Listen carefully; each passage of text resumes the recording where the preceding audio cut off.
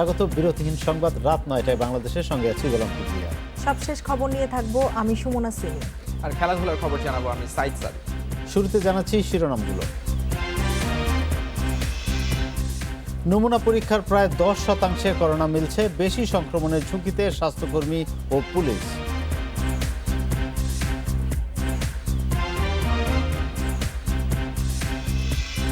Corona সতর্কতায় দীর্ঘ হচ্ছে ছুটি, অলিগলি রাস্তায় বাড়ছে চলাচল, দেদারসে খুলছে দোকান।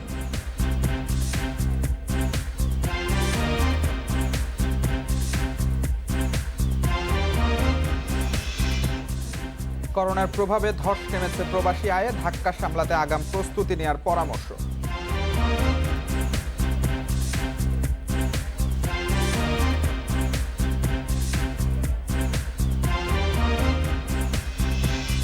শুনছিলেন শিরোনাম, এবার বিস্তারিত। দেশে একদিনের রেকর্ড 5,800 জনের নমুনা পরীক্ষায় আরও 552 জনের করোনা শনাক্ত হয়েছে। এ সময়ে মারা গেছেন 5 জন, মোট আক্রান্ত 8,790 জন। এ পর্যন্ত মৃত্যু হয়েছে 175 জনের। নতুন 3 জন সহ সুস্থ হয়েছেন 177 জন। স্বাস্থ্য অধিদপ্তরের নিয়মিত অনলাইন বুলেটিনে এসব তথ্য জানানো হয়। আগের 2 দিনের তুলনায় দেশে করোনা শনাক্তের সংখ্যা শনিবার একটু কমেছে, বেড়েছে নমুনা পরীক্ষার সংখ্যা। স্বাস্থ্য অধিদপ্তরের নিয়মিত ব্রিফিংয়ে সংস্থার অতিরিক্ত মহাপরিচালক অধ্যাপক নাসিমা সুলতানা জানান, গত 24 ঘন্টায় নমুনা সংগ্রহ করা হয়েছিল 6,193টি। এর মধ্যে সরকারি বেসরকারি মিলিয়ে মোট 31টি ল্যাবে পরীক্ষা করে ফলাফল পাওয়া গেছে 5,827 জনের। এদের মধ্যে 552 জনের শরীরে করোনা শনাক্ত হয়েছে।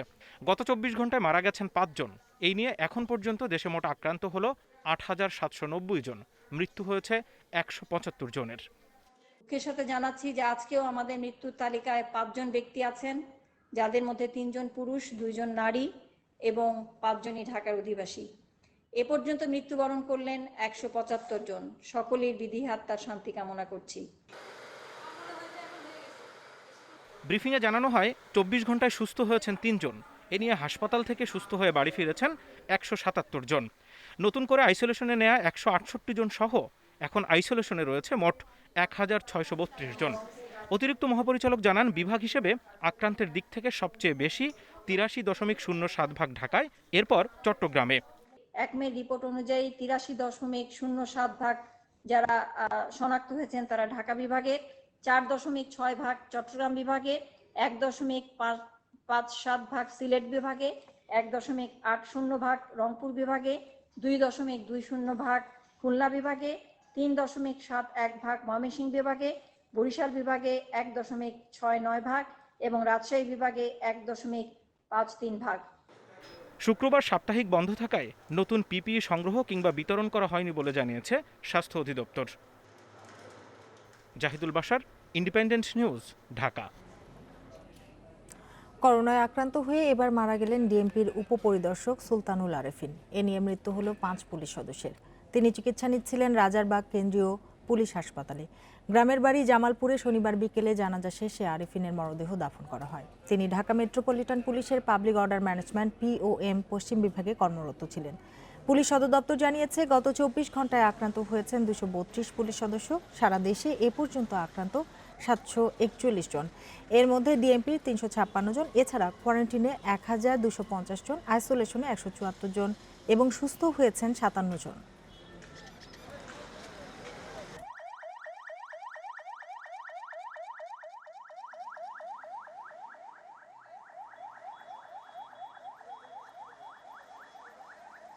সুলতানুল আরিফিন নামে বাংলাদেশ পুলিশের আরেকজন গর্বিত সদস্য দেশ ও মানুষের জন্য আত্মত্যাগ করেছেন। তিনি ঢাকা মেট্রোপলিটন পুলিশের পাবলিক অর্ডার ম্যানেজমেন্ট পশ্চিম বিভাগে কর্মরত ছিলেন সাব ইন্সপেক্টর হিসেবে। তাকে নিয়ে এ পর্যন্ত বাংলাদেশ পুলিশের 5 জন দেশপ্রেমিক সদস্য দেশ ও মানুষের জন্য হাসি মুখে মৃত্যুকে বরণ করে নিলেন।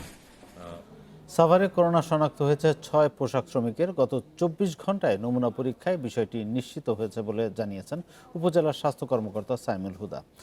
তবে এতে কারখানা বন্ধের প্রয়োজন দেখছেন না ব্যবসায়ীরা। আর বাণিজ্যমন্ত্রী বলছেন, প্রয়োজনের সিদ্ধান্ত পাল্টাতে মালিক শ্রমিকদের সঙ্গে আলোচনা করবে সরকার। সাভারে গত 24 ঘন্টায় নতুন করে 7 জনের করোনা শনাক্ত হয়েছে। নতুন আক্রান্তদের 6 জনই সাভারের উলাইন এলাকার 3টি পোশাক কারখানার শ্রমিক। তাদের বয়স 35 থেকে 36 বছর। শুক্রবারই তারা যেসব এলাকায় থাকতেন সেসব এলাকা লকডাউন করেছে পুলিশ। আমরা এখানে 50 জন পাঠিয়েছিলাম, তার মধ্যে 7 জন আক্রান্ত হয়েছে। তার মধ্যে আপনার 6 জনই পোশাক কর্মী। তাদেরকে আমরা 7 জনকেই ওই মিরপুর মাতৃ সনদ লালকুচিতে বকে পাইছি। কারখানা খোলার পর সাভারে সংক্রমণ বাড়ছে বলেও সতর্ক করেছেন এই স্বাস্থ্য কর্মকর্তা। বৃহস্পতিবার কারখানা বন্ধের আহ্বান জানিয়ে উপজেলা নির্বাহী কর্মকর্তার কাছে লিখিত আবেদনও করেছিলেন তিনি। এদিকে 6 শ্রমিক আক্রান্তের কারণে কারখানা চালুর সিদ্ধান্তে কোনো পরিবর্তন আসবে না বলে জানিয়েছে করোনা মোকাবিলায় বস্ত্র ও পোশাক খাতের সাবেক ও বর্তমান নেতাদের সমন্বয়ে গঠিত টাস্কফোর্স। বরং কর্মীদের সুরক্ষায় জোর দিতে চান তারা। এটা মানে আমরা হয়তো যেভাবে করতে চাচ্ছি বা স্ট্যাগার করতে, আমাদের মধ্যে তো অনেক কিছু মানে আবেগ প্রবণতাও আছে, যেগুলো আমরা চেয়েছিলাম যে একটা ম্যাপিং করা হয়েছিল ম্যাপ অনুযায়ী, এবং যেভাবে খোলার কথা ছিল তার চেয়ে একটু গতিটা একটু বেশি দ্রুত হয়েছে। আমরা চেয়েছিলাম বাই ফার্স্ট উইক স্ট্যাগার করে করে করে খোলা। তবে পরিস্থিতি পর্যবেক্ষণের কথা জানাচ্ছেন বাণিজ্যমন্ত্রী টিপু মুনশি। প্রয়োজনে সিদ্ধান্ত পাল্টাতে মালিক শ্রমিক সব পক্ষের সঙ্গে কথা বলবে সরকার। এক্সপোর্ট দরকার, সব দরকার, জীবন তো বাঁচাতে হবে আগে, তারপরে জীবিকাও দরকার। এর মাঝে কোথাও একটা ফলো আপ রেখে, পুরোপুরি অবজারভেশন রেখে যদি পারা যায় চেষ্টা করে চালানো, আর যদি একান্তই পারা না যায়, বিপদ বেশি হয়, আচ্ছা তাহলে তো মানুষের জীবনটা তো বাঁচানো প্রায়োরিটি। টানা 1 মাস বন্ধ থাকার পর গত 26 এপ্রিল থেকে আবারও সীমিত পরিসরে চালু হয়েছে ঢাকা ও এর আশেপাশের এলাকার প্রায় 1000 পোশাক কারখানা। Shariful Islam, independent News, Dhaka. গণস্বাস্থ্য কেন্দ্রের উদ্ভাবিত জি র্যাপিড ডট ব্লড কিট পরীক্ষায় 6 সদস্যের কমিটি গঠন করেছে বঙ্গবন্ধু শেখ মুজিব মেডিকেল বিশ্ববিদ্যালয় কর্তৃপক্ষ। পরীক্ষার ফল জমা দেওয়া হবে রিভিউ বোর্ডে। বোর্ডের সিদ্ধান্ত ইতিবাচক হলেই কিট ব্যবহারের অনুমতির জন্য ঔষধ প্রশাসন অধিদপ্তরে সুপারিশ করা হবে। এদিকে গণস্বাস্থ্যের ট্রাস্টি বলছেন কমিটির পরীক্ষায়ও গণস্বাস্থ্যের কিট পাশ করবে বলে আশাবাদী তারা। গণস্বাস্থ্য কেন্দ্রের উদ্ভাবিত র্যাপিড টেস্ট কিটের কার্যকারিতা পরীক্ষার জন্য গত 30 এপ্রিল অনুমতি দিয়েছে ঔষধ প্রশাসন অধিদপ্তর। এই পরীক্ষা হবে বঙ্গবন্ধু শেখ মুজিব মেডিকেল বিশ্ববিদ্যালয়। শনিবার বিএসএমএমইউ এর ভাইরোলজি বিভাগের সাবেক অধ্যাপক শাহিনা তাবাসসুমকে প্রধান করে 6 সদস্যের একটি কমিটি গঠন করা হয়েছে। এখন পরীক্ষা শুরুর আগে 2 পক্ষ বসে বৈজ্ঞানিক তথ্য আদান প্রদান শেষে একটি প্রোটোকল তৈরি করা হবে। পরে প্রোটোকল পাঠানো হবে বঙ্গবন্ধু মেডিকেলের রিভিউ বোর্ডে। এরপর পরীক্ষায় উত্তীর্ণ হলে কিট ব্যবহারের অনুমতির জন্য সুপারিশ যাবে ঔষধ প্রশাসন অধিদপ্তরে। এই ব্যাপারে আমাদেরকে কনফিডেন্সিয়ালি রক্ষা করতে হবে। ওনারা কাগজ দিয়ে গেছেন, কনফিডেন্সিয়ালি আমি সাইন করে দিচ্ছি। ওনাদের সাথে আমি আর কোনো কিছু বলবো। আপনারা বলতে পারেন যে ওনারা পরীক্ষা করার জন্য ওনারা 2 পক্ষ এগ্রিড, এটুকু বলতে পারেন। যারা কমিটি করা হয়েছে তারা বসবে, তারা ওনাদের সাথে বসে একটা প্রোটোকল তৈরি করবে। সেই প্রোটোকল আমাদের ইনস্টিটিউশনাল রিভিউ বোর্ডে পাস হবে। পাস হলে ওনারা কাজে যাবে। নিয়ম অনুযায়ী এই ধরনের কিট ব্যবহারের অনুমতির জন্য বাংলাদেশ চিকিৎসা গবেষণা পরিষদ বা বিএমআরসিতে 50,000 টাকা ফি জমা দিতে হয়। গণস্বাস্থ্য কেন্দ্র ইতিমধ্যে তা সম্পন্ন করেছে। সোমবার বিএসএমএমইউতে পরীক্ষার জন্য 1000 কিট হস্তান্তর করবে গণস্বাস্থ্য কেন্দ্র। পরীক্ষায় উত্তীর্ণ হবার বিষয়ে শতভাগ আশাবাদী তারা। রাত বিরাত দিন যখন যেখানে বলবে আমরা সেখানে যাব, সেখানে যে কাগজপত্র জমা দেবো তাদেরকেই করতে চাই। কারণ আমরা মনে করি যে আমরা দেশের ইমার্জেন্সিটাকে নিয়ে আমরা আমাদের এইটা হলো যে আমাদের পরীক্ষা পাস নিয়ে আমাদের কোনো চিন্তা নেই। পরীক্ষা আমরা পাস করবো, আমরা জানি। গবেষক বিজন কুমার শীলের নেতৃত্বে গত 19 মার্চ এই কিট উদ্ভাবন করে গণস্বাস্থ্য কেন্দ্র। করোনা ভাইরাস শনাক্তে এই র্যাপিড টেস্ট কিট মাত্র 300 টাকায় পাওয়া যাবে বলে জানিয়েছে প্রতিষ্ঠানটি। Shahriar Anirban, independent News, Dhaka. রাজধানীর বেশিরভাগ এলাকায় ইফতার বেচাকেনায় নির্দেশ মানা হচ্ছে না। অলিগলি, রাস্তা, ফুটপাতে বিক্রি হচ্ছে ইফতার। স্বাস্থ্যবিধি এবং সামাজিক দূরত্ব মানা দূরে থাকে। ইফতার তৈরি এবং বিক্রি হচ্ছে অস্বাস্থ্যকর পরিবেশে। পুলিশ বলছে বারবার সতর্ক করার পরও যারা নির্দেশ মানছে না তাদের বিরুদ্ধে ভ্রাম্যমাণ আদালতের মাধ্যমে ব্যবস্থা নেওয়া হচ্ছে।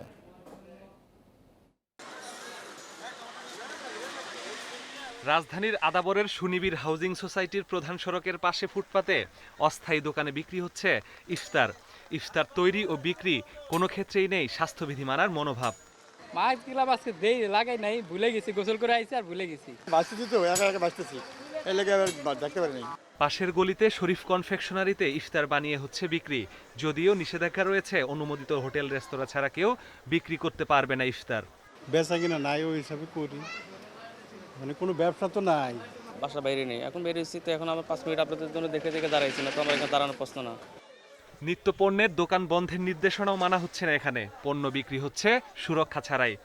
মুদির দোকান তো, তাই 6টা পর্যন্ত রাখি আর কি, আর নাহলে এমনি 5টা অন্যান্য দোকান বন্ধ করে দেয়। 4টার পরে বন্ধ করার কথা রাখছি, ইফতারের জন্য মানুষজন ফল পাকড়া নেয় করে। পুলিশ বলছে নিয়মিত টহলের মাধ্যমে এসব নির্দেশ অমান্যকারীদের বিরুদ্ধে ব্যবস্থা নেওয়া হচ্ছে। যে প্রতিষ্ঠিত হোটেল ছাড়া আর কেউ যেন বিক্রি করতে না পারে, সেজন্য আমরা কিন্তু মাইকিং করছি রেগুলার। একই সাথে যারা এরকম আমাদের নিষেধ অমান্য করে খোলা রাখতেছে তাদের বিরুদ্ধে আমরা মোবাইল কোর্টও করছি মাঝে মাঝে, এবং তাদেরকে বোঝানোর চেষ্টা করছি যেন তারা এই অবস্থায় সামগ্রী বিক্রি না করে। নিজেদের সুরক্ষায় ক্রেতা বিক্রেতাকে সতর্ক হওয়ার তাগিদ দিয়েছে আইন শৃঙ্খলা বাহিনী। Masudur Rahman, Independent News, Dhaka. বাংলাদেশের বর্তমান করোনা অবস্থান বিশ্লেষণে এখন আমাদের সাথে যুক্ত হয়েছেন বিএমএ এর সাবেক সভাপতি অধ্যাপক ডাক্তার রশিদী মাহবুব। জনাব মাহবুব, আপনাকে স্বাগত জানাচ্ছি ইন্ডিপেন্ডেন্ট সংবাদে। প্রথমে যেটি জানতে চাই যে গত দুদিনের তুলনায় আজ আক্রান্তের সংখ্যা কিছুটা কম, কিন্তু নমুনা পরীক্ষা বেড়েছে, মৃত্যুর সংখ্যাও খুব বেশি নয়। সব মিলিয়ে আশ্বস্ত হওয়ার মতো কিছু দেখেন কিনা আপনারা? প্রথম কথাটা হচ্ছে একদিন কমছে, এটাতে আপনি আশ্বস্ত হওয়ার কোনো কারণ আমি দেখি না। কারণ এই আশ্বস্তটা আমরা তখনই পাবো যখন এটা একটা নিচের দিকে নামতে থাকবে। এখন সেই নিচের দিকে নামার আগ পর্যন্ত আপনার কিন্তু আশ্বস্ত হওয়ার কোনো কারণ নাই। এখন আগের চেয়ে বাড়ছে ঠিকই আছে, সেই তুলনায় হয়তো আপনার কি বলে যে কম রোগী পাওয়া যাচ্ছে। এখন আরো যদি করা হয় তখন কি পরিমাণ পাওয়া যাবে তাও কিন্তু আমাদের জানা নাই। তো আমরা মনে করি যে এই মুহূর্তে যেহেতু পরীক্ষা বাড়িয়েছে এবং সেখানে আমরা একটা জায়গায় পৌঁছি, হয়তো আরো যদি পরীক্ষা বেশি করা যেত তাহলে হয়তো আমরা আরো আগে আমাদের এই জায়গাটায় পৌঁছতে পারতাম। যাই হোক, আমি মনে করি আশ্বস্ত সবসময় হতে হবে, আশাবাদী তো আমরা সবসময় যেখান থেকে আমরা মুক্তি পাবো। কিন্তু এই একদিনের রেজাল্টে আমার মনে হয় না এই মুহূর্তে যদি আমরা আশাবাদী করে আমাদের পুরো প্রক্রিয়াটা কন্ট্রোল করার ব্যস্ত যেতে পারে, সেটা বোধহয় ঠিক হবে না বলা। জনাব মাহবুব, দেশের এই যে করোনা পরিস্থিতি, এটি আসলে সর্বশেষ কোন পর্যায়ে যেতে পারে আর তা ঠিক কোন সময় নাগাদ, যদিও এটি বলা খুবই কঠিন? না, প্রথম কথাটা হচ্ছে প্রজেক্ট করেছে বিভিন্ন সময় বিভিন্ন দেশে। সিঙ্গাপুরে করেছে, আপনার হার্ভার্ড গ্রুপ করেছে, এম্পায়ার কলেজ করেছে, বাংলাদেশেও আর একটা প্রজেক্ট করেছে। এটা কিন্তু প্রজেক্টটার উপর অনেক কিছুর উপরে নির্ভর করে। তবে আমরা এখন যে জায়গাটাতে আসছি, আমার মনে হয় সরকারি যে প্রচেষ্টাটা, পরীক্ষার ব্যাপারটা অনেকটা আগের চেয়ে বাড়ছে। কিন্তু এর মাঝখানে কিন্তু আবার নতুন কতগুলো জিনিস চলে আসছে। শ্রমিকরা চলে আসছে, শ্রমিকদের মধ্যে কারা ইনফেক্টেড ছিল কারা ইনফেক্টেড না সেটারও কিন্তু তথ্য আমাদের কাছে নাই। সুতরাং কিছুদিন সেটেল না করা পর্যন্ত আমরা কিন্তু এখনো বলতে পারবো না যে হট স্পটগুলো আছে সেই স্পটগুলোতে এটা কিভাবে ফ্লেয়ার আপ করবে নাকি ওটা ডাইং হবে। সুতরাং আমাদের মনে হয় আরো কিছুদিন এই ব্যাপারে দেরি করতে হবে, এবং মিনিমাম 10-15 দিন, তার আগে বোধ এটা বলা সম্ভব হবে না। এই মুহূর্তে আমরা দেখছি যে পোশাক শ্রমিকদের নিয়ে বেশ আলোচনা হচ্ছে, তাদের থেকে কি বড় আকারে কমিউনিটি ট্রান্সমিশনের আশঙ্কা করেন কিনা? না, কমিউনিটি ট্রান্সমিশন হয়েই গেছে। এখন তারা কতজন এর মধ্যে ইনফেক্টেড আছে এবং সেই যারা সিমটমলেস আছে তারা কতখানি স্প্রেড করবে, কারণ আমরা কিন্তু ওই জায়গাটায় নির্ণয় করতে পারি না যে আমাদের অবস্থাটা কি, আমরা জানি না। সুতরাং সেইটা হচ্ছে আমাদের জন্য একটা সমস্যা। ঠিক আছে জনাব মাহবুব, আপনাকে অনেক ধন্যবাদ আমাদের সাথে যোগ দেবার জন্য। করোনার প্রভাবে ধস নেমেছে দেশের প্রবাসী আয়। আগের বছরের একই সময়ের তুলনায় গত মাসে রেমিটেন্স কমেছে প্রায় 1/3। বিশ্বব্যাংকের সংখ্যা এমন চলতে থাকলে দক্ষিণ এশিয়ায় প্রবাসী আয় কমবে 22% পর্যন্ত। এই ধাক্কা সামাল দিতে আগাম প্রস্তুতি নেওয়ার পরামর্শ বিশেষজ্ঞদের। মহামারী করোনার প্রভাবে লকডাউন এবং জরুরি অবস্থা চলছে বিশ্বজুড়ে। এ অবস্থায় সবকিছু বন্ধ থাকায় বিপাকে পড়েছেন বিভিন্ন দেশে কর্মরত বাংলাদেশিরা। ব্যবসা বাণিজ্য বন্ধ থাকায় কর্মহীন হয়ে পড়েছেন অনেকে। ঘরবন্দি এসব প্রবাসীর অনেকের নিজেদের খাবার জোগাতেই হিমশিম অবস্থা। এখানে যারা প্রবাসী শ্রমজীবী আছে, দীর্ঘদিন কর্মহীনতা থাকার পরে অর্থনৈতিক দিক থেকে অচল হয়ে পড়ে। থাকা খাওয়া খরচ এখানে দেওয়া সম্ভব হয়নি। আমরা প্রবাসী করোনা ভাইরাসের কারণে বিগত 1-1.5 মাস থেকে কাজ করতে পারতেছি না। নিজেও এখানে অনেক কষ্টে চলতেছি, দেশেও টাকা পয়সা দিতে পারতেছি না। দেশগুলোতে বন্ধ ব্যাংক মানি এক্সচেঞ্জগুলো, ফলে যাদের টাকা আছে তারাও চাইলে পাঠাতে পারছেন না। এসবেরই প্রভাব পড়েছে দেশের প্রবাসী আয়ে।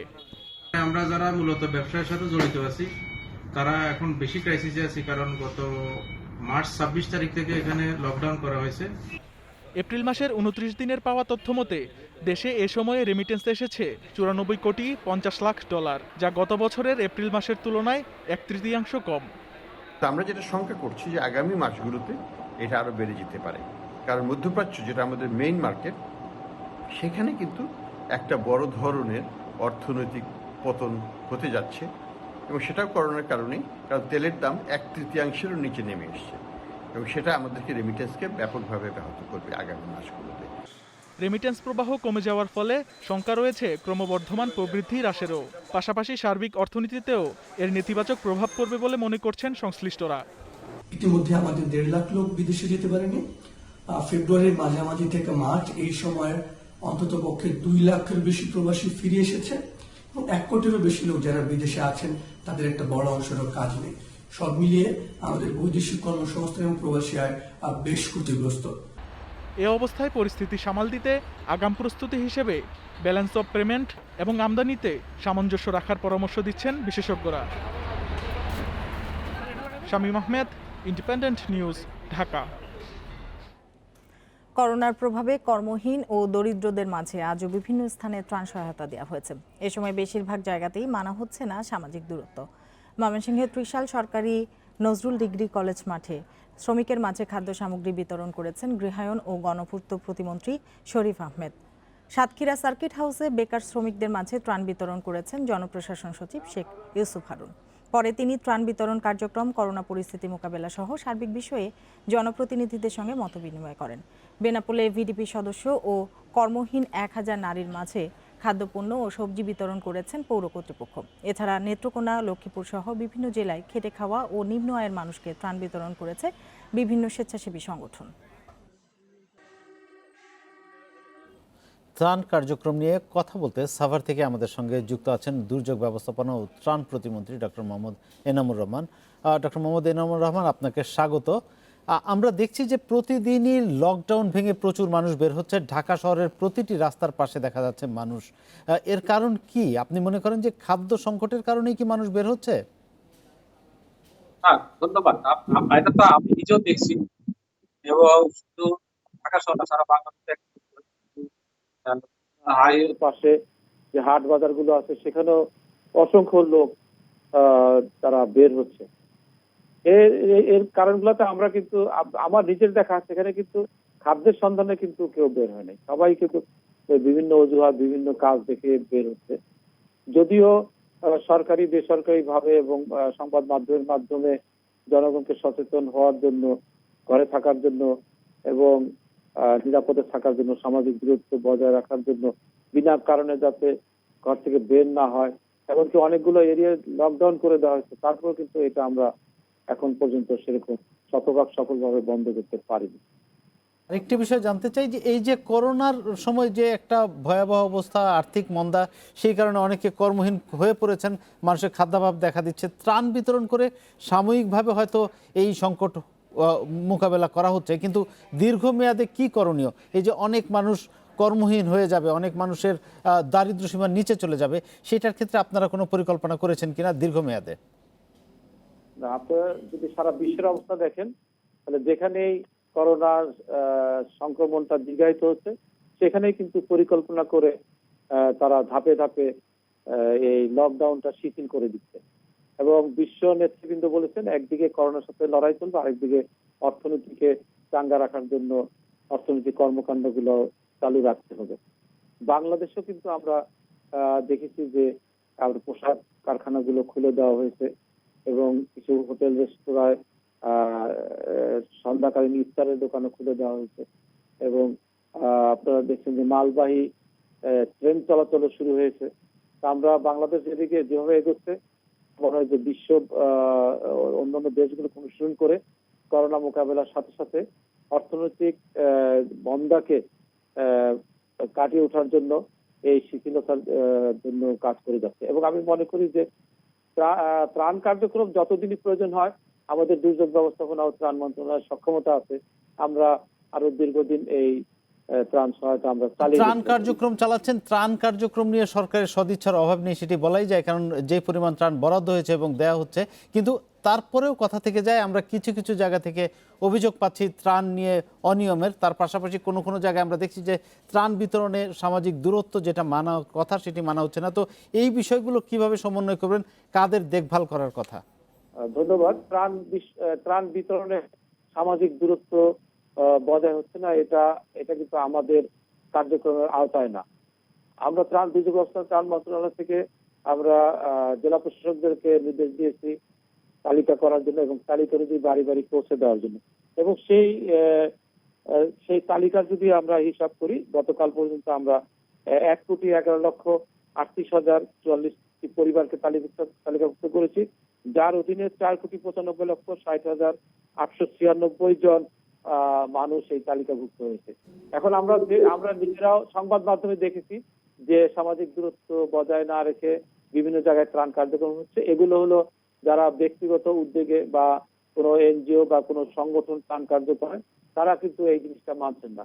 যদিও আমরা এটা অভিযোগ পাওয়ার পরপরই আমাদের জেলা প্রশাসকদের কাছে নির্দেশনা দিয়েছি, যারা ব্যক্তিগত উদ্যোগে ত্রাণ দিতে চান তারা যেন জেলা প্রশাসকদের সাথে সমন্বয় করে সেই ত্রাণ সামগ্রী জেলা প্রশাসকের মাধ্যমেই বাড়ি বাড়ি পৌঁছে দেন। এটা প্রথম দিকে মানা হচ্ছিল না, কিন্তু এখন কিন্তু এই জিনিসটা কমে আসছে। এখন যে ভিড়টা আমরা দেখতে পারি সেটা হলো 10 টাকা কেজির চাল কেনার সময় অথবা টিসিবি পণ্যের যে বিক্রি হয় সেখানে আমরা এই লাইনটা দিতে। আমি আজকেও দেখেছি যে টিসিবি পণ্যের দীর্ঘ লাইন, সেখানে সামাজিক দূরত্ব বজায় রাখছে না। তো এই ব্যাপারে আমরা কিন্তু আমাদের যে জাতীয় কমিটির সভা হয় সেখানে কিন্তু আমরা এই সমস্যাগুলো তুলে ধরি এবং আমরা বলেছি যে এই ব্যাপারে আরো কঠোর হওয়ার জন্য। ডক্টর এনামুর রহমান, আপনাকে অনেক ধন্যবাদ আমাদের সঙ্গে যুক্ত থাকার জন্য। 3 বিদেশির পাওনা পরিশোধ না করায় সাইফ স্পোর্টিং ক্লাবের ওপর খেলোয়াড় রেজিস্ট্রেশনের নিষেধাজ্ঞা দিয়েছে ফিফার ডিসিপ্লিনারি কমিটির নির্দেশনা অনুযায়ী এই সিদ্ধান্ত জানিয়েছে বাফুফে। করোনার কারণে অফিসিয়াল কার্যক্রম চালানো সম্ভব না হওয়ায় অর্থ পরিশোধ করা সম্ভব হয়নি দাবি সাইফ স্পোর্টিংয়ের। সময় বাড়াতে চিঠি দিলেও আমলে নেয়নি ফিফা, তাতে অসন্তোষ প্রকাশ করেছে ক্লাব কর্তৃপক্ষ। 3 বিদেশি ফুটবলারের পাওনা পরিশোধে প্রায় $1 লাখ জরিমানা দিতে গেল মার্চে সাইফ স্পোর্টিংকে নির্দেশ দেয় ফিফা। 23 এপ্রিল ছিল তার শেষ সময়। নির্ধারিত সময় তা পরিশোধ না করায় অনির্দিষ্টকালের জন্য ফুটবলার রেজিস্ট্রেশনের নিষেধাজ্ঞা দিয়েছে বাংলাদেশ ফুটবল ফেডারেশন। আজকে আমরা সাইফ স্পোর্টিং ক্লাব লিমিটেডকে অফিসিয়ালি জানাই, আনলেস এই পেমেন্টগুলো দেওয়ার কোনো ভ্যালিড ডকুমেন্টেশন আমাদেরকে অর্থাৎ বাফুফকে অথবা ফিফাকে না দেওয়া হচ্ছে, as per the decision of FIFA, Saif sporting club limited এবং তার যুবদলের পক্ষে ফরেন অথবা লোকাল যে কোনো প্রকারের খেলোয়াড় রেজিস্ট্রেশন বা ট্রান্সফার সেটা ব্যান থাকবে। তবে চলমান করোনা সংকটের কারণে এমনটা হয়েছে দাবি সাইফ স্পোর্টিংয়ের। সময় বৃদ্ধির জন্য ফিফার কাছে চিঠি দিয়েও সদুত্তর মেলেনি অভিযোগ ক্লাবটির। আমি চাইলেও তো এখন টাকা দিতে পারছি না, কারণ আমার কোনো ব্যাংকিং ওপেন নাই, আমার কোনো অফিস ওপেন নাই, আমি তো চাইলেও এখন করতে পারবো না। আমরা লাস্ট অফিস খোলার আগেই আমরা যখন গভর্নমেন্ট হলিডে ডিক্লেয়ার করে তখনই আমরা ফিফাকে বলে দিয়েছি, তো ফিফা এটা গ্রহণ করে। 3 বছর আগের ওই ঘটনা নিয়ে এখনো আপত্তি সাইফ স্পোর্টিংয়ে। ক্লাবটির সাফ কথা, 2017-18 মৌসুমের প্রিমিয়ার লিগের আগে সার্বিয়া, মন্টিনিগ্রো আর স্লোভাকিয়া থেকে 3 ফুটবলারকে ট্রায়ালে আনা হলেও তাদের সাথে কোনো চুক্তি হয়নি। আর্লি সিজনে আমরা একটা ট্রেনিং সেশন করলাম প্লেয়ারগুলোর কোয়ালিটি দেখার জন্য, প্লাস প্লেয়ারগুলোর অ্যাটিটিউড আপনার মেন্টাল স্ট্রেংথ কিরকম সবকিছু দেখার জন্য। তো আলটিমেটলি প্র্যাকটিসে পারফরমেন্স ওদের প্লেয়ারদের আমরা নিজেরাও আইডেন্টিটি জানতাম না, প্লেয়ারদের কোনো মানে ট্র্যাক রেকর্ডও ছিল না, এবং প্র্যাকটিসে তারা অত্যন্ত মানে বাজে পারফরমেন্স শো করাতে আমরা একেবারে সিজন শুরু হওয়ার অনেক আগে 2-3 মাস আগেই ওদের আমরা রিলিজ করে দিলাম। চলমান পরিস্থিতির উন্নতি হলেই অর্থ পরিশোধ করা হবে জানিয়েছে সাইফ স্পোর্টিং। আর ফিফার নির্দেশনা অনুযায়ী তার পরপরই দল বদলে নিষেধাজ্ঞা উঠে যাবে আশা ক্লাব কর্তৃপক্ষের। Abidur Rahman, Independent news. Cricket বলে লালা ও ঘাম ব্যবহার করা যাবে না নিয়ম করে দিয়েছে অস্ট্রেলিয়ার স্পোর্টস ইনস্টিটিউট। করোনা পরবর্তী সময়ে সতর্কতামূলক ব্যবস্থা নিতে চায় সব বোর্ড। বিসিবিও খেলোয়াড়দের স্বাস্থ্য ঝুঁকি গুরুত্ব দিয়ে বোর্ড সভায় সিদ্ধান্তে আসতে চায়। বল চকচকে রাখতে থুতু লালার ব্যবহার ক্রিকেটের অপরিহার্য অংশ। করোনা ভাইরাসের প্রাদুর্ভাবে বাতিলের সংখ্যায় এই পুরনো প্রথা। স্বাস্থ্য ঝুঁকি বিবেচনায় এ নিয়ে প্রশ্ন উঠেছে জোরে সোরে। ব্যাচে বলে ভারসাম্য রাখতে আইসিসি বল পলিশে কৃত্রিম উপাদান ব্যবহারের কথা ভাবছে। তার আগেই বিধিনিষেধ আরোপ করতে যাচ্ছে অস্ট্রেলিয়া। দেশটির স্পোর্টস ইনস্টিটিউট চিকিৎসা বিশেষজ্ঞ, ক্রীড়া সংস্থা, রাজ্য ও কেন্দ্রীয় সরকারের প্রতিনিধিদের নিয়ে একটি রূপরেখা প্রণয়ন করেছে, যেখানে লালা ও ঘাম ব্যবহারে নিষেধ করা হয়েছে। ক্রিকেটারদের স্বাস্থ্য ঝুঁকিকে প্রাধান্য দিতে চায় বাংলাদেশ ক্রিকেট বোর্ডও। ঘরোয়া ক্রিকেটে থুতু ব্যবহার বন্ধে বোর্ড সভায় আলোচনা করে নেওয়া হবে সিদ্ধান্ত। বিসিবি যখন বোর্ড মিটিং হবে বা ডিসিশন তখন সেগুলো ডিসিশন হবে অথবা কি করবে। তো অবশ্যই যেহেতু একটা আমরা এই করোনা ভাইরাসটা একটা সাংঘাতিক মহামারী আকারের রূপ দিচ্ছে, ঠিক তো, এবং সেটা যেহেতু থুতু থেকে বা লালা থেকেই হয়, সুতরাং সেখান থেকে তো আমাদের সেটা বন্ধ করা উচিত বলে আমি মনে করি। বল শাইন করতে লালা ব্যবহারে খুব বেশি প্রয়োজন দেখেন না অস্ট্রেলিয়ান পেসার শন টেট। পরামর্শ দিয়েছেন বিকল্প ব্যবস্থার। আমি নিজেও থুতু ব্যবহারের পক্ষে নই, আমি ঘাম ব্যবহারের পক্ষে, যদিও এটা অনেকে পছন্দ নাও করতে পারেন। বিকল্প হিসেবে কাপড় জাতীয় কিছু কিংবা শাইনিং বস্তু ব্যবহার করা যেতে পারে, যেটা আম্পায়ারের কাছে থাকবে। স্থবির ক্রিকেটে প্রাণ ফিরবে শিগগিরই। সেক্ষেত্রে ক্রিকেটারদের স্বাস্থ্য সুরক্ষাকে গুরুত্ব দেওয়ার চ্যালেঞ্জ সব বোর্ডের। Saiful Majumdar, independent news. ঈদের আগেই বর্তমান ও সাবেক অসচ্ছল অ্যাথলিটদের আর্থিক সহায়তা দিতে চায় অ্যাথলেটিক্স ফেডারেশন। সেই লক্ষ্যে ফেডারেশনের পক্ষ থেকে ফান্ড গঠন ও অ্যাথলিটদের তালিকা তৈরির কাজ চলছে। এদিকে বার্ষিক অনুদানের বাইরেও বিশ্ব অ্যাথলেটিক্সের পক্ষ থেকে অর্থ সহায়তার প্রতিশ্রুতি পেয়েছে বাংলাদেশ, জানিয়েছেন ফেডারেশনের সাধারণ সম্পাদক। করোনায় বন্ধ মাঠের খেলা, উপার্জন নেই খেলোয়াড়দের। ক্রিকেট ফুটবলের তারকারা সচ্ছল হলেও অন্যান্য খেলাধুলার সাথে সংশ্লিষ্টরা নীরবেই আর্থিক অসঙ্গতি নিয়ে দিন কাটাচ্ছেন। তামিম সাকিবরা সাহায্যের হাত বাড়িয়ে দিয়েছেন, কিন্তু সবার কাছে তা পৌঁছানো প্রায় অসম্ভব। আমার জন্য বিরাট উপকার করবে বা জীবনে বহু কিছু করছি, খেলাধুলা করছি, জাতীয় খেলা করছি, ন্যাশনাল কোচ হয়েছি, কিন্তু এখন আমার পায়ে নিচে মারি নাই, আমি বড় সমস্যায় পড়ে গেছি। তো প্রথম থেকে দুর্ঘটনার পরে থেকে আমাদের অবস্থা খারাপ ছিল, এখন তো করোনার মধ্যে আরো ভয়াবহ অবস্থা দেখতেছে। এই এখন যদি ভাই আমাদের জন্য কেউ সাহায্য সহযোগিতা করতে, তাহলে হয়তো আমাদের একটু উপকার হবে। বর্তমান বা সাবেক অ্যাথলিটদের অসহায়তার খবর প্রায়শই সংবাদে আসছে। অসচ্ছল অ্যাথলিটদের আর্থিক অনুদানের উদ্যোগ নিয়েছে অ্যাথলেটিক্স ফেডারেশন। ঈদের আগেই সারা দেশে ছড়িয়ে থাকা দুস্থ অ্যাথলিটদের আর্থিক সহায়তা নিশ্চিত করতে চায়। আমরা তালিকা অনুযায়ী আমরা কমিটি বসে আমরা তাদের বিকাশ নাম্বার, সরাসরি বিকাশ নাম্বার চেয়েছি, বা আমাদের যে বিভিন্ন জেলায় আমাদের কার্যকরী সদস্য আছেন বা আমরা কমিটি করে দিয়েছি, তাদের মাধ্যমে আমরা এটা নগদ অর্থ পৌঁছে দিব। বিভিন্ন টুর্নামেন্ট ও অবকাঠামো উন্নয়নে এশিয়া ও বিশ্ব অ্যাথলেটিক্স থেকে প্রতি বছর অর্থ সহায়তা পেয়ে থাকে বাংলাদেশ। এর বাইরে এবছর $40,000 পাওয়ার প্রতিশ্রুতি মিলেছে। করোনা পরবর্তী আর্থিক সংকট কাটানোর সুযোগ দেখছে federation. Abidur Rahman, Independent News. ইপিএলের চলতি মৌসুম শেষ করতে নিরপেক্ষ ভেন্যুতে ম্যাচ আয়োজনের প্রস্তাব দিয়েছে ক্লাবগুলো। তাদের শঙ্কা, করোনা ভ্যাকসিন আবিষ্কারের জন্য অপেক্ষা করলে পরবর্তী মৌসুমও বাতিল হতে পারে। মৌসুম শুরুর পক্ষে ইতালির ক্লাবগুলোর দাবির সাথে একমত সেরিয়ার সভাপতি। আর জার্মান ক্লাব কোলনের 3 ফুটবলার করোনা পজিটিভ হওয়ায় শঙ্কা বেড়েছে বুন্দেসলিগা নিয়ে। প্রাণ ফেরাতে ইউএফার তাগিদে 18 মে থেকে অনুশীলন ও 8 জুন লিগ শুরু করতে চায় ইংলিশ প্রিমিয়ার লিগের ক্লাবগুলো। প্রজেক্ট রিস্টার্ট নামে ভিডিও কনফারেন্সের পর 20টি ইংলিশ ক্লাবের আহ্বান দ্রুতই শুরু হোক লিগ। তারা বলছে ভ্যাকসিনের অপেক্ষায় বসে থাকলে শুধু চলতি মৌসুম নয়, বাতিল হতে পারে 2020-21 মৌসুমও। করোনায় নষ্ট হওয়া সময়ের ক্ষতিপূরণ, সংক্রমণের ঝুঁকি ও ভ্রমণের ঝুঁকি এড়াতে 10টি নিরপেক্ষ ভেন্যুতে ম্যাচ আয়োজনের প্রস্তাব দিয়েছে ক্লাবগুলো।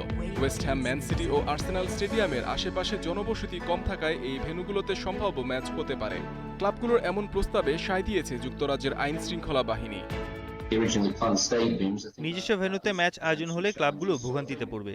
এক ভেন্যু থেকে আরেক ভেন্যুতে ভ্রমণে করোনা সংক্রমণের ঝুঁকি বাড়বে।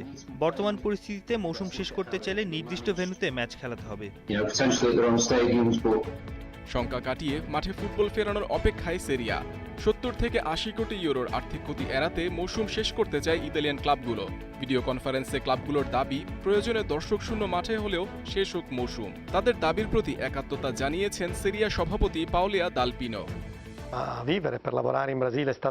অবশ্যই আমরা মাঠে ফুটবল গড়াতে দেখতে চাই, তবে খেলা শুরুর বিষয়টি নির্ভর করছে সরকারের নির্দেশনার উপর।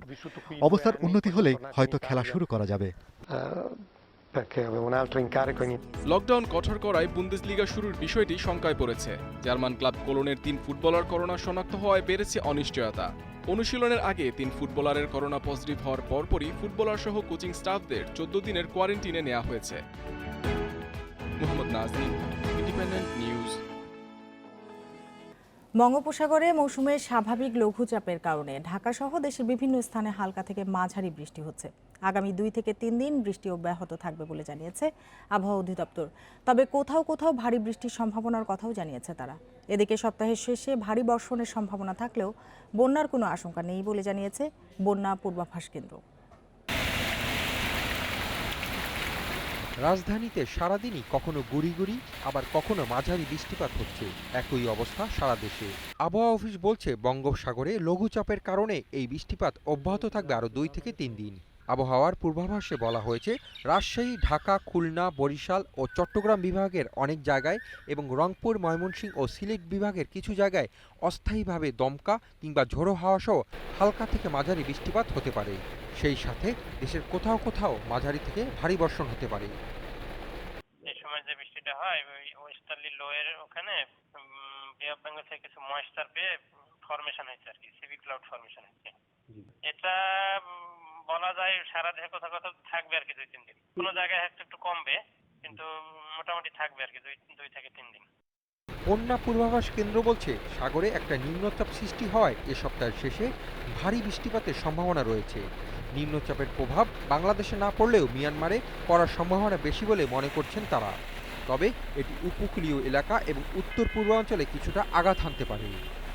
বন্যার সংখ্যা আপাতত নাই, তবে সাগরে একটা নিম্নচাপ আছে। এই নিম্নচাপের কারণে আপনার এই সপ্তাহের শেষের দিকে কিছু বৃষ্টিপাত হতে পারে, সেটা আপনার হাওড়ের দিকেও হতে পারে। এটা মূলত আপনার উপকূলীয় এলাকায় হতে পারে, আর এছাড়া উপকূলীয় এলাকার বাইরে উত্তরাঞ্চল আর উত্তর পূর্বাঞ্চল এই 2 জায়গাতে হতে পারে।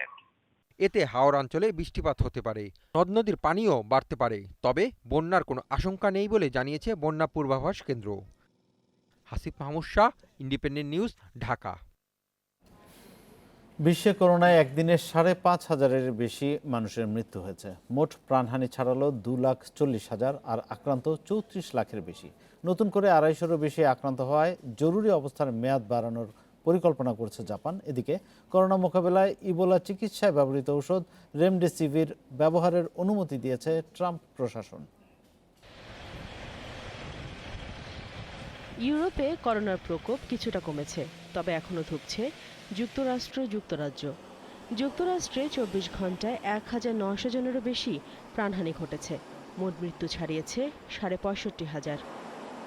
করোনার কারণে নিউ ইয়র্কে চলতি মৌসুমের সব শিক্ষা কার্যক্রম স্থগিত করা হয়েছে। সামাজিক দূরত্ব নিশ্চিতে সেখানে মাঠে নামছে নিরাপত্তা বাহিনীর 1,000-এরও বেশি সদস্য। করোনায় মৃত্যুর সংখ্যা নিয়ে নিত্য নতুন মন্তব্য করে যাচ্ছেন মার্কিন প্রেসিডেন্ট ডোনাল্ড ট্রাম্প। কয়েকদিন আগেও করোনায় প্রাণহানি 60,000-এর নিচে থাকবে বলে মন্তব্য করা ট্রাম্পের নতুন মন্তব্য এই সংখ্যা হতে পারে 1 lakh. In recent weeks, our nation has endured extraordinary hardships and loss, and we mourn. এদিকে ম্যালেরিয়ার ওষুধের পর এবার ইবোলা চিকিৎসায় ব্যবহৃত ওষুধ রেমডেসিভির করোনা রোগীদের চিকিৎসায় ব্যবহারের অনুমতি দিয়েছে ট্রাম্প প্রশাসন। সম্প্রতি এক পরীক্ষায় দেখা গেছে এই ওষুধ প্রয়োগের পর করোনা আক্রান্ত গুরুতর রোগীর সুস্থ হওয়ার মাত্রা বেড়েছে। অবশ্য বিশেষজ্ঞরা এখনও এই ওষুধ থেকে খুব বেশি কিছু আশা করছেন না। এদিকে করোনা ভাইরাস মহামারী আরও 2 বছর অব্যাহত থাকতে পারে বলে এক মার্কিন গবেষণায় জানানো হয়েছে। বিশ্বের 2/3 মানুষের মধ্যে প্রতিরোধ ক্ষমতা গড়ে না ওঠা পর্যন্ত এই সংক্রমণ নিয়ন্ত্রণ করা সম্ভব নয় বলে মত তাদের। সংক্রমণ ও মৃতের দিক থেকে চতুর্থ অবস্থানে রয়েছে যুক্তরাজ্য। নতুন করে 739 জনের মৃত্যুতে প্রাণহানি ছাড়িয়েছে 27,000, আক্রান্ত 1,77,000-এর বেশি। এই অবস্থায় দৈনিক 1 লাখ পরীক্ষার লক্ষ্যমাত্রা পূরণের দাবি করেছে বরিস জনসন সরকার। করোনা সংক্রমণ রোধে 18 মে পর্যন্ত লকডাউনের মেয়াদ বাড়িয়েছে আয়ারল্যান্ড। বাড়ির বাইরে বের হলে মাস্ক পরা বাধ্যতামূলক করেছে সাউথ আফ্রিকা। পরিস্থিতির উন্নতি হওয়ায় 4 মে থেকে কড়াকড়ি শিথিলের ঘোষণা দিয়েছে মালয়েশিয়া। শর্ত মেনে চালু করা যাবে ব্যবসা বাণিজ্য, তবে বন্ধ থাকবে শিক্ষা প্রতিষ্ঠান। এদিকে করোনা মহামারী নিয়ে সতর্কতা জারি করতে দেরি হয়নি বলে দাবি করেছে বিশ্ব স্বাস্থ্য সংস্থা। সংস্থাটির প্রধান বলেন, 30 জানুয়ারি যখন বিশ্বজুড়ে স্বাস্থ্য সতর্কতা জারি করা হয় তখনও চীনের বাইরে ছড়ায়নি করোনা। সময়ের সাথে পাল্লা দিয়ে বিশ্বজুড়ে বাড়ছে করোনা সংক্রমণ ও মৃতের সংখ্যা। হাসপাতালে শয্যার সংখ্যা বাড়ানোর পাশাপাশি বিভিন্ন দেশে চলছে শেষকৃত্যের প্রস্তুতি। শেষকৃত্যের জন্য নতুন করে স্থান বরাদ্দ করেছে Brazil. Nusrat Jerin, Independent news.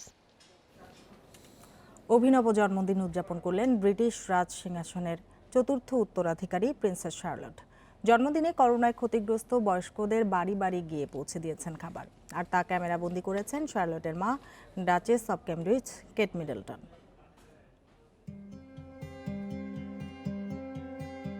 জনদরদি হিসেবে বিশ্বজুড়ে খ্যাতি ছিল প্রিন্সেস ডায়ানার। রাজ পরিবারে জন্ম না হলেও মানুষের মনে তিনি রাজকন্যাই। 5 বছরের শার্লটের মধ্যে অনেকেই খুঁজে ফিরছেন দাদি ডায়নাকে। গুণে কোথায় যেন ডায়নার ছাপ। হয়তো বয়স্কদের বাড়ি বাড়ি হাতে বানানো খাবার পৌঁছে দেওয়ার এই ছবির মধ্যেই অনেকে খুঁজছেন ডায়নাকে। নরফ্লোকের পেনশনভোগী ও দুস্থদের মধ্যে শার্লটের খাবার দেওয়ার ছবি তুলেছেন মা duchess of Cambridge Kate Middleton. এপ্রিলে তোলা হয় শার্লটের এই ছবিগুলো। এই পাস্তা তৈরিতে শার্লটের সঙ্গে ছিলেন বাবা মা Duke and duchess of Cambridge, 2 ভাই প্রিন্স জর্জ ও লুই। 2রা মে প্রিন্সেস শার্লটের জন্মদিন। তবে দিনটিকে বিশেষ করতে রাজ পরিবারের তোড়জোড় শুরু হয় মাসখানেক আগে। বাকিংহাম প্যালেস থেকে জানানো হয়, এপ্রিলের প্রথম সপ্তাহেই প্রায় 1000 বয়স্কর কাছে পৌঁছে দেওয়া হয়েছে হাতে তৈরি খাবার। Nusrat Jerin, Independent News. মৃত্যু নিয়ে যুক্তরাষ্ট্রসহ বিভিন্ন দেশের অপপ্রচার মিথ্যা প্রমাণ করে 3 সপ্তাহ পর জনসম্মুখে এলেন উত্তর কোরিয়ার নেতা কিম জং উন। শারীরিক অসুস্থতার কারণে টানা 20 দিন প্রকাশ্যে না আসায় তার মৃত্যু নিয়ে নানা গুঞ্জন শুরু হয়। শনিবার কিম জং উন একটি সার কারখানা উদ্বোধন করছেন এমন ছবি প্রকাশ করেছে উত্তর কোরিয়ার রাষ্ট্রীয় বার্তা সংস্থা KCNA। এপ্রিলের শুরুতে হৃদযন্ত্রে অস্ত্রোপচার হয় উত্তর কোরীয় নেতা কিম জং উনের। জানা যায়, ধূমপান, স্থূলতা সহ বেশ কিছু সমস্যায় ভুগছেন তিনি। অস্ত্রোপচারের পর কিমের অবস্থার অবনতি হলে চিকিৎসক দল পাঠায় অন্যতম মিত্র চীন। এর আগে অস্ত্রোপচারের পর কিম জং উনের শারীরিক পরিস্থিতি গুরুতর বলে দাবি করে মার্কিন সংবাদ মাধ্যম। গুরুত্বপূর্ণ জাতীয় আয়োজনে উনের অনুপস্থিতি বাড়ায় সে শঙ্কা। কিম জং উনের শারীরিক অবস্থা নিয়ে ধোঁয়াশা তৈরি করেন মার্কিন প্রেসিডেন্ট ডোনাল্ড ট্রাম্পও। When Kim Jong-un, I can't tell you exactly. Yes, I do have a very good idea, but I can't talk about it now.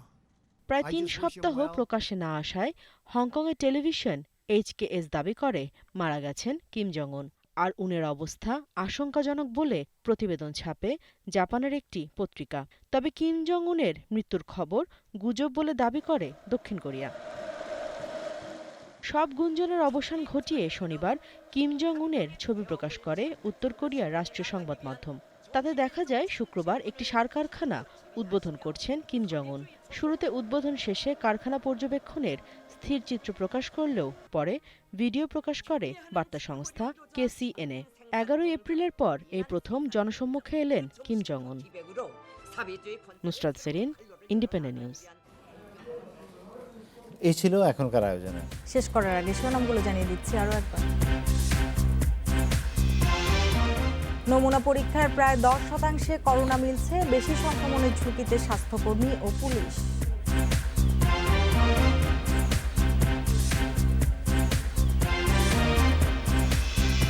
Corona সতর্কতায় দীর্ঘ হচ্ছে ছুটি, অলিগলি রাস্তায় বাড়ছে চলাচল, দেদারসে খুলছে দোকান।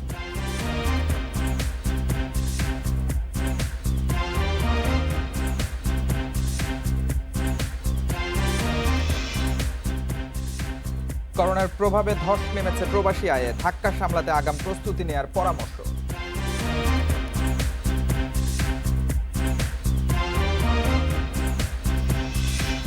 এই ছিল বিরতিহীন রাত 9টায় বাংলাদেশে।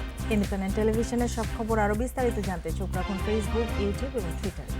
এতক্ষণ সাথে থাকার জন্য ধন্যবাদ। আমন্ত্রণ আমাদের পরের আয়োজনে।